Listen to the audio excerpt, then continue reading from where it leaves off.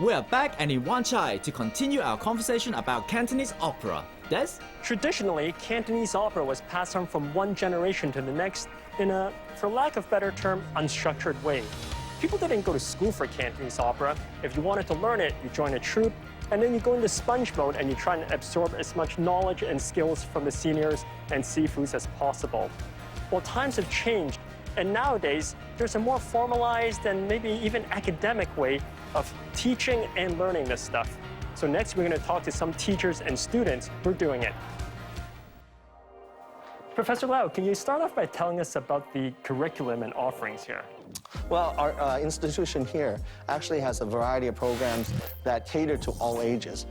We have a focus on Cantonese opera specifically. We have a 4-year Bachelor of Fine Arts program, which is the only program in the world that specifically deals with Cantonese opera as a discipline.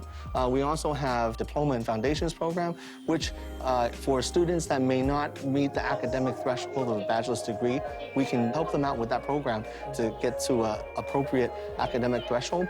We will also be opening a professional diploma program, which is specifically tailored for practitioners and help them upskill and give them a broader understanding of Cantonese opera in the context of the world. And we also have a variety of continuing education courses, as well as we also just started a Cantonese opera youth program targeting youth from 9 to 17 years old. Okay, so the people who are coming come from various ages and academic backgrounds. Some have degrees, some don't. Yes, most definitely. A lot of times we have kids that really enjoy Cantonese opera when they're young. And they learn, and then they get to an age where academically they want to do other things, which is fine. So we've actually had students that have master's degrees that come to our institution. We've also had students with a law degree, practicing lawyer, come to our institution. In the past, we've also had a student from Boston. So he was American. He thought he really enjoyed Cantonese opera, and he did a lot of research, and he realized this was the only place in the world that actually offers such a unique program. So he actually came from Boston to learn more about the art form. So from your experience, what do most people do after they're finished? Well, here's the thing. We actually have a program in our BFA that actually has a major in performance and a major in music. Okay. So Cantonese opera music is an accompaniment that, works alongside of the performance that you normally think of when you think of Cantonese opera. And so a lot of our students, when they graduate from our institution, go out and work as practitioners. Aside from working as practitioners, of course, a lot of them do go into teaching, and a lot of them, they build interest. And when they have an interest, aside from being just practitioners and also being teachers, they also become the new audience. They also become the new group of people that gives that the vibrant energy that actually is the core of what we're trying to do here. Professor, what is the significance and why is it important to offer Cantonese opera here? Cantonese opera itself is very significant. UNESCO actually has Cantonese opera on its representative list of intangible cultural heritage items. And the reason for it is because of its impact historically and culturally within the region. And therefore, Cantonese opera, in that sense, has a significance that's beyond what we just practice on stage. Cantonese opera is an identity. It's an identity of Cantonese language. It's an identity of Hong Kong. It's an identity of the Greater Bay Area. So it's very, very significant in that sense that we need to curate this art form and pass it on from generation to generation. What do you hope is the future for Cantonese opera?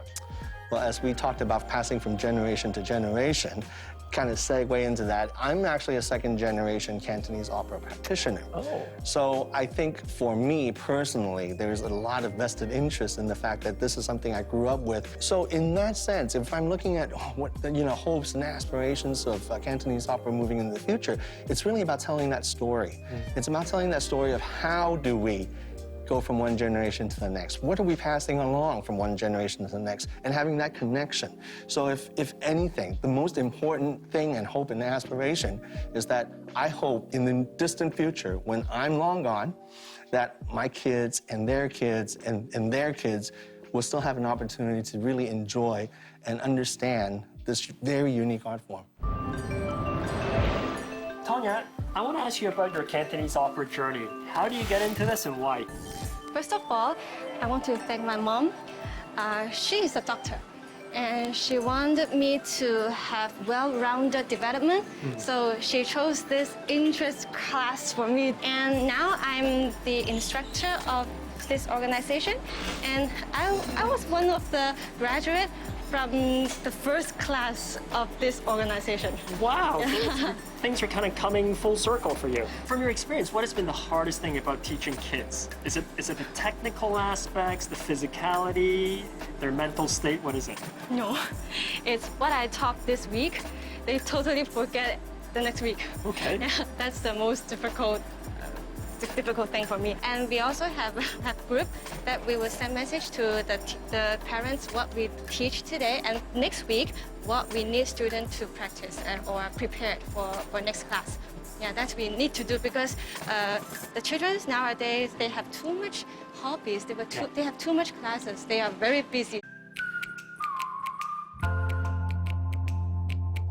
Abigail and Theo, I'm so happy to meet you guys. You know why? Because these days I meet so many kids who are into video games, they like to play computers, but you guys have decided to do Cantonese opera. I want to ask you guys how you got into this and how long have you guys been doing? Let's start with that. Abigail, you first. I first got into this when I was 4 years old. My grandma invited me to watch one Cantonese opera show, and I really enjoyed it because I thought their clothes and all the hairstyles were really, really pretty.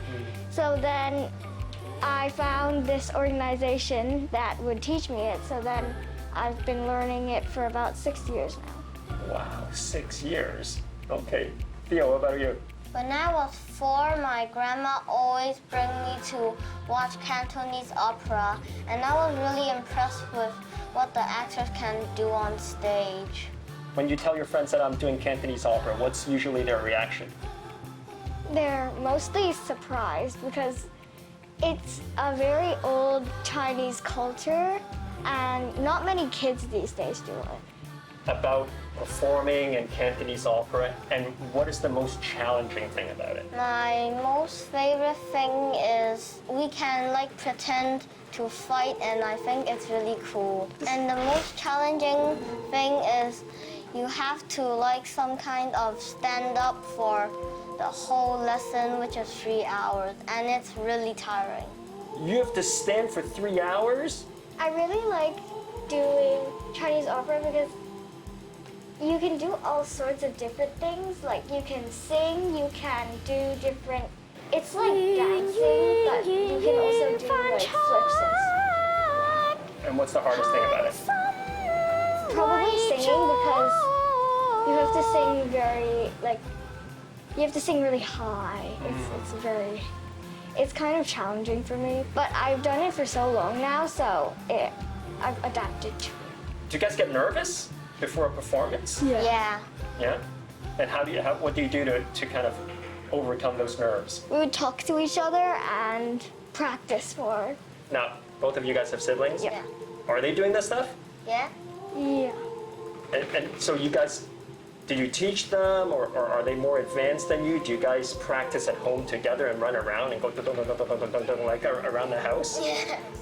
No. No? No, my sister's really shy. You're- My sister's really shy. She won't even sing in front of me normally. But she I have to- performs. Yeah. Guys, I want to ask you, do you learn stuff in this art that you don't learn in school? Can you tell me more about that? A lot.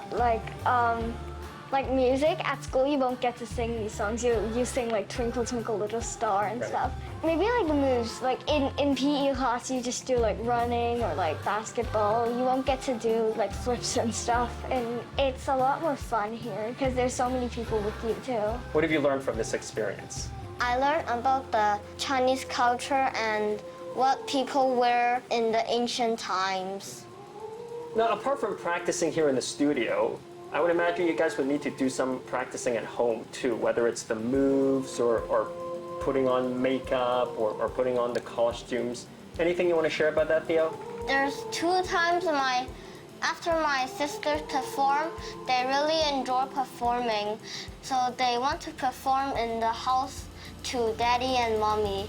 I help them face paint the Cantonese Opera. Their makeup. You put the makeup on. Yeah, put the makeup on them. They really enjoy performing. Now, when you My perform, dad. before a performance, do you put on your own makeup or does someone put it on for you? Someone put it on for me. So how do you know how to put it on your sisters? Or you just kind of copied Kind of copy what they did. How did it turn out? Really disgusting. Okay, but mom and dad enjoyed the performance anyway.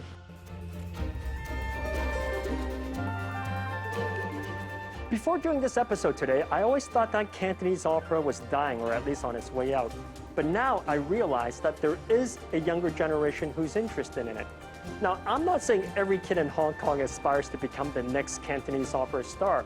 And even for those who are doing it or taking lessons, very few will go on to become a Christie or a Gai Yin Gao. But that's okay, because there's still true value in what they do. And that's helping keep the art form alive and hopefully inspiring others to do it.